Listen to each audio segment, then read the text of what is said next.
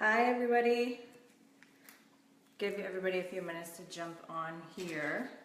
Ooh, this is my 25th broadcast. So today you're gonna do my hair with me. I knew I wasn't gonna have time to do this until later. Hi Christina. So I wanted to jump on here while I'm finishing getting ready to go out. Hi Barbara. Because I knew I wasn't going to have time later. So I'm actually thought I could just throw in some like different tips too in here. And you know, I mean, for those of you who know me, you know that my previous background was I owned a salon. I was a salon owner. And I actually opened my first salon right out of beauty school. So by the time I graduated beauty college, I had my business degree and I also was a master because I took, hey Lori, I took, hi Sherry, I took every course that I could take because I was not going to be responsible for messing up anyone's hair. So then like fast forward years later, I remember, you know, why did I even want to go into hair in the first place? Because when I first started in the hair industry, I had a really young child. My daughter was, I think she was like 6, my son was 1. So that was really difficult to get through school with both of them, with 2 small children, but I had to do it. Anyway, hi Kareen.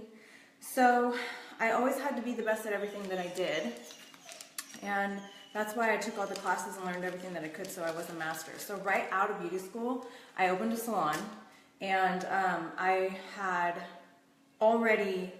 I only did high-end services, so I did hair extensions and master color and color correction and Japanese straightening. That was like what I specialized in. And now I can see why that happened, because when I'm working with women, they're sitting in my chair, it's like they open, right? I mean, they'll tell us more than they even tell their own therapists. I know, and when I sit in my stylist chair, it's like everything, you know, everything comes out. And so what I was realizing is that when I started going into like doing my coaching certifications and getting all of that on track, and then my trainings and my licenses for everything, that I started doing all of this stuff on my clients and myself as well. Because when they're sitting there in the process of getting their hair done, there was a point in time when you look in the mirror and you're just like, ugh, you know, like, oh my God, hurry up, take the foils out of my hair, put my hair back in, style, whatever you got to do. I don't know if you see that meme around that's like the lizard that looks in the mirror and is like, oh my gosh, is this what I really look like? So during that point in time, that is when I was able to really go into the trenches and undo all of that programming about them and who they are and what they have to offer the world, so that by the time I was done, they looked in the mirror and not only were they new people because of their hair, but they were also new people because of the work that we'd done inside. And so that is like gold for me now. And at the time I got to the point where I was like, hey, I've been doing this for like 15 years. You know, I'm overdoing this. There's more for me, that it's bigger than what I'm experiencing now. And then like even in that moment, it's like thinking of the gratitude that I have for all of that process, because I wouldn't have been able to penetrate the psyche of a woman's mind and learn everything that I did had I not had that experience. So now it's like so clear to me everything that goes on and what we do and why we do it and how it all revolves around self-worth and all that stuff. So today's live is about divine giving. And one of the main reasons that I put this in is because when I started doing this, my life completely transformed. I mean, so much so that it was like quick, right? Like very, very quick things. So for those of you who are just joining, I'm doing my hair while we're doing this, so I had to like get in here. Okay, so I want to talk about divine giving. So tithing is the magic number of 10. So there's something to be said about the magic number of 10 and why giving is so important. So for those of you who are doing this the second time around, you know that the first time around, you know, maybe it was a little bit more difficult to manifest Ganesh. However, let's not talk about the manifesting the symbols right now. Let's talk about how it feels to give from a full heart, right? To just give. So that day for me was really hilarious because my dad was in town because I was just moving, and this is a new city that I'm living in now. And my dad loves Chinese food, and he used to take me to the same Chinese food place every single day, like weekend when I was little. And it was to the point where we were so intertwined with our server that it's just nothing but beautiful memories. So I wanted to kind of give my dad the same thing. So I'm like, okay, let's go to this Chinese restaurant. It's called like Golden Bowl or something. So we go in there, and like, first of all, the restaurant only had 2.5 stars, which should have been my indication. However, it was the only Chinese food place, and it was a mom and pop restaurant. So I'm saying, okay, I'm just going to give her the benefit of the doubt, because there was one comment that was the most recent that was like, the other reviews, you have to understand this, they're like really old, but the food's so good. So I'm like, okay, so we went, and it was bad. It was really bad. But the funny thing about it was that I hadn't had an opportunity on that day to give freely, because I was moving and packing and unpacking and doing all this stuff. So that day, when she brought the bill, I was trying to get my family to leave ahead of me, because I didn't want them to see that I was going to give this woman, a $100 bill on a $30 dinner. And the restaurant was really slow also. So, Colleen, I love that you're doing your hair. I know I'm multitasking. So the restaurant was really not busy, so I'm like, okay, I'm gonna give this to her, and I only had $100, and I didn't want change. I had a $100 bill, and so I only had hundreds in my wallet. Not that I only had $100, but I had $100 bills in my wallet. And so I'm trying to get my family to leave, because my dad is kind of like frugal, and if he would have seen that, I would have had to explain the whole thing. And now I think about it, and I'm like, could have been a learning opportunity. But anyways. So she brings the fortune cookies, and like the fortune cookies are our favorite part, right? Like that's absolutely what we love the most. Well, she was like putting the food in boxes in front of us, and this woman was old. She was like probably 75, but like had been working her whole life, so whatever. And so my dad, I had already taken a bite of the fortune cookie, and so I was like just sitting there, and I had to swallow it because I'm not going to be rude.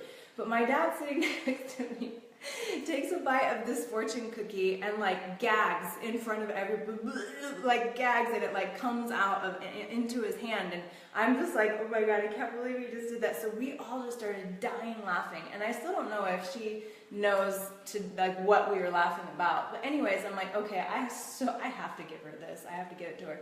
So I left the $100 there, and I went and got in the car, and I see her like peeking through the window, like, because first of all, your first indication is if you ever go to a restaurant and they're covered only the top part with curtains so no one can see in, probably shouldn't go there. So she's looking through the window, and I can just see her, and I got to experience that gratification of the being able to see that, being able to see her like, wow, she couldn't believe it. I mean, that was good for her. She probably was going to run back out after me and, be like, oh, you forgot your change or something.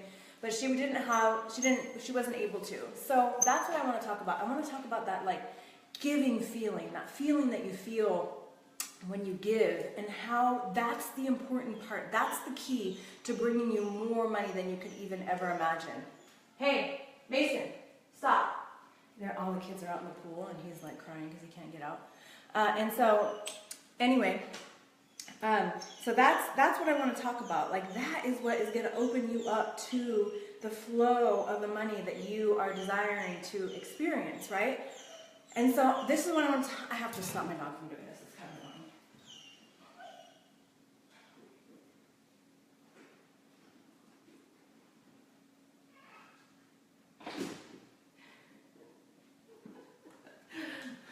Okay. So anyway, thank you for letting me have that time. That he was just sitting there like whining the whole time, and I didn't realize that until I'm on this, and I'm like, this will be so annoying. The whole time I'm doing this video, he's going to be in the background whining. It's so fun, this feeling kind of, yes, it's invigorating. So this is what I really want to talk about, tithing. So when I first learned about tithing, it's a prosperity law that, now he's scratching at my door. There's a whole nother like side of the house where he can go look out the window, and he wants to look out my window and cry. Anyway, so the law of tithing, the prosperity law of tithing, this is the #1 law that's going to get you everything that you desire to have in life, and I'm going to tell you why. So when I first learned about tithing, I was at a point where I had nothing. I had no money. And I was in Target, and it was kind of raining, and there was this woman who was in the parking lot with her daughter. And she was making she had all these love bracelets that she was giving away for money because I guess she was getting evicted or something was happening with her. It was really sad. And so when I saw her, I had literally $90 left in my wallet, and I just gave it all to her, and she couldn't even believe it. And she was crying, and her daughter was crying, and she's like, we get to go home now, you know, we made more than enough money for the day, and it was raining, and it was at night too. So my son was able to witness that also, and he has always been such an avid giver. I mean, I had to buy this kid at least 30 skateboards because he would give his skateboards to underprivileged children that didn't have them, which were his friends. And he would be like, but Mom, they're not as privileged as we are. Like, you could just buy another skateboard. And I don't sound like, oh, I'm not spending $150 on a skateboard every time. You can't just give your skateboards away. He even gave his brand new PlayStation away because one of his friends didn't have a PlayStation and he wanted him to have one. So then I had to go get him a new PlayStation so they could play together. So anyways, the law of tithing, I was kind of apprehensive because I'm not a religious person. And I have always learned about tithing because my grandparents are extremely religious. Like, was my grandmother's whole life. She was a holy woman. And she always said that if you tithe 10% of your income that you would be saved. And, you know, it was like fire insurance is what she used to call it, which I thought was really weird in the first place. So I was never into tithing. I just thought it was like some kind of scam. And so I never did it. But then when I started learning the prosperity laws of it from Catherine Ponder, I started tithing, and I was not in the mentality at that point in time, hi Amanda, to say, oh, I'm going to tithe from the 10% of the income that I make. Hi Melrose. So I started doing just little bits of it, right? So I started doing it to spiritual places where I was getting my spiritual fulfillment, which for me was the Self-Realization Fellowship. It's the most amazing because it's all roads lead to God. Is what the premise of this teaching is. Yogananda started it. Hi Gail. Yogananda is the one who brought yoga to the Western world. So it's just very spiritual, and I love it because it's every single, I mean, there's Christ to Krishna to everything that you could even feel inside. It is that. And so I started doing little bits of it. So what I noticed is that when I would do little bits of it, I would definitely receive a flood. I mean, within a few days, it was like boom, boom, boom, boom, money would come back in. And so I started doing it more systematically, and then it was like growing and growing and growing and growing. And this is the reason why. So you know when you give from a full heart, like if you do a pay it forward, hi Calissa, hi Irene, you do it pay it forward, and you know in Starbucks, and you like that feeling that you're giving, that feeling that you're feeling, that openness is saying to the universe, I have more than enough to give. It's saying to the universe, it is one for all and all for one. It is saying to the universe, I have an overflow, right? I'm feeling overflowing right now. So this is what tithing does, right? Tithing is saying to the universe, here's 10% because, hi Lupita, because 10 is the magic number. 10% of everything I earn goes to God because that's where I got it from. God is my source. God is the abundance. God is everything. God is the creator. God is everything. So that's one of the reasons why it's most important to give the first 10 to your spiritual fulfillment, where you're getting your spiritual fulfillment for. You can do it to humanitarian, but it's not the same as doing it to a spiritual fulfillment. You're giving back to God, right? Giving back to God so that it can be even more. Contributing, like a donation, that's a different thing. That's another 10% that you do. And then you give 10% to yourself. So one of the things, hi Katie, I love you.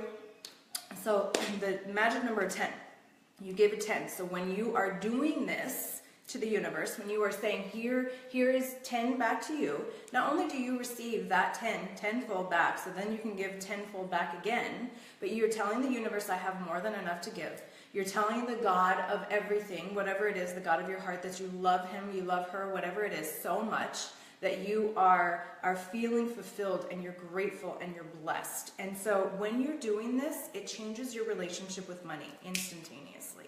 Instantaneously, it changes your relationship with money. When you tithe from a place of, I have more than enough to give, even if you don't feel like you have more than enough to give, when you start doing it small, I don't even care if you're living paycheck to paycheck, it does not matter, because that money is going to leak out somewhere. You may as well have it to the point where you are investing it for it to bring back to you.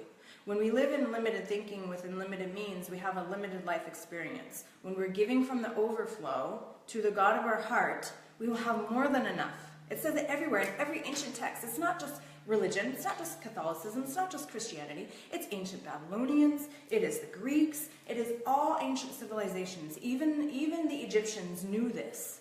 So what I'm saying is, this is the magic number. 10 is the magic number of increase, right? I'm going to give you a couple of other things too. So I want you to start tithing your money to whoever, wherever, whatever it is that you're getting your spiritual fulfillment from. That's what you give, so that then that person or that entity or that beingness can then go and express even more. Because when you give it to a religious, spiritual, wherever you're getting your religious or spiritual fulfillment from, they then take that and then they can be even more prospered, so that they can be even bigger and help more people in the world. Okay. Yeah, your church, your animal rescue, well, the animal rescue organization and shelters, that's a different 10%. That's not going to be the 10% that you're giving to this for your spiritual fulfillment. It's different. It feels different even. Think about that. It even feels different. Because the feeling is everything. The feeling is what creates everything. So another one of the things that I did was, we're all so busy writing out our dream list and what we want to experience that we forget to write an elimination list. Now, this is not a surrender list. A surrender list is different. A surrender list is something you're giving up, but an elimination list is something that you want eliminated, right? So for me, I put on worn out relationships. I was eliminating worn out relationships from my life. Worn out conditions, worn out relationships, worn out everything. So that was what my elimination list. My elimination list was also poverty mindset. I was eliminating poverty mindset. So then I can create a new list of what it is that I'm wanting to experience, and that is a wealth mindset. Like eliminating, so write your elimination list. Amanda said, what about helping a family in need? That is not tithing. That is definitely donation. That's charity. That's contribution. You will receive from that tenfold, but it's not like if you're giving to your spiritual fulfillment. It's a different feeling. Ashley, hi Randina, this is true. I tithe and in 1 year my income increased. Yeah, I know, right? And I remember when I was going, her income increased 50% from tithing in 1 year. That same thing happened to me. It's more than that actually, more than 50%. Way more, actually, way more. However, what I can say is that it's the systematized giving that results in systematized receiving. Because the more growing you're doing, the more growing you're teaching other people to do. The elimination list. Also, holding a grudge is going to keep things from being able to come into your reality. And I didn't realize this at all. I didn't realize that, but I was holding a grudge against my daughter's biological father for a very long time. No idea that was even in my consciousness. And so I had to eliminate that. I had to let go of that and let go of those experiences. Because when you hold on to resentment, when you hold on to attachment, when you hold on to a grudge, when you have a grudge, like holding a grudge, how are you gonna have prosperity? You understand prosperity means wholeness. That's what prosperity means. Wholeness. How are you gonna have wholeness when you're holding on to all this shit? So you have to let go of it. Forgive someone today. Because forgiveness frees you. Whoever it is, whoever is top of your mind comes to your head first, write it down. Forgive that person. You're not forgiving them for what they did. You're forgiving them forgive, right? This is about giving. You're forgiving them so that you can then open up and let go of that and have more abundance in your life. This is not about them. This is about you. So most times we're experiencing a withholding of our good because we're holding on to resentment. Also, clean your closet out. I did this. I went through my closet. I cleaned all of my closet stuff out. I donated so many clothes that I hadn't worn. If I hadn't worn it in 3 months, it was gone because I'm never going to wear it. And so when I did that, that also increases the flood because the universe abhors vacuum. So when you are giving away, it has to be filled up. I promise you, if you want new shoes, donate some of your old shoes. New shoes will come back into your life, right? Like just flow it away. Oh, this is another big thing. So money changes when your money changes, your relationships change. So for me, the way that I always believed about money is that I knew how to manifest it. I knew even from the beginning, even when I was on state aid, I still knew what I was doing. I knew that I was going to use that money to invest it in my education and invest it in my children and growing them so that then I can go out and make my own money and not need to be on that anymore. Like, I was very intentional in the way that I was experiencing that, the way it's supposed to be. Not as like a handout or charity or live off of. Like, that's not the way it's supposed to be. So anyways, what I realized, though, is that I still had all of this, and my father had this too. Like, there was never enough. It didn't matter what he did, he wasn't going to have enough money. And so I brought that in, and money would leak out in the form of a ex-husband who gambled too much, right? Like, money was coming in, I was making money, and then it would leak out no matter what it was, and it was in the form of my relationships. So now that my money story, my money reality, my money internal has changed by doing the internal work, by reprogramming the belief system that got you to where you are in the first place, because that is what you must do, is reprogram that belief system and let go of all of that attachment and all of that conditioning that happened before you were even conscious that it was happening. You have to reprogram that. You have to undo that, and then you have to recondition your new belief system, and you do this by immersion, right? You have to immerse yourself in this work. You have to. So it showed up for me like a gambling husband. So it mirrored my internal belief system about I have it, now I don't. And that was my story. Like, I had it, now I don't. It was there, and now it's not, right?